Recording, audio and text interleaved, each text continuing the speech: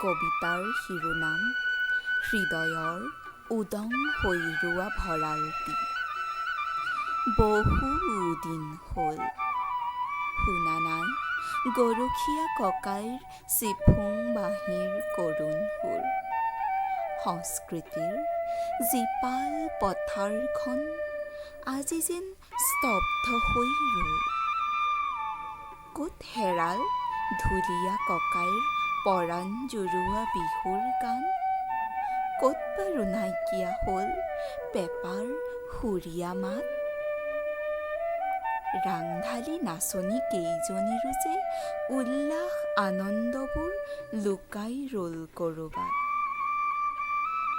হালোৱা ৰোৱনীৰ আনন্দৰ কিৰিলিবোৰ নোহোৱা হ'ল।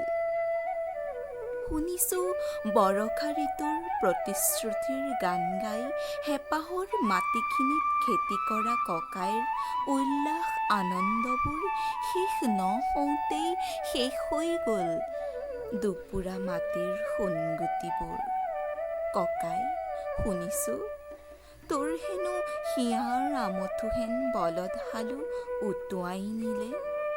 তোৰ যতমানে হেঁপাহ আশাবোৰ তোক কোনোমতে সহায় কৰাৰ সামৰ্থ্য নাই। আমিও যে একেই নাৱৰেই যাত্ৰী ভাই। তথাপি ককাই, কোন হতেৰেনো ৰং কৰোঁ তোৰ হৃদয়ৰ উদং ভঁৰালটি চাই।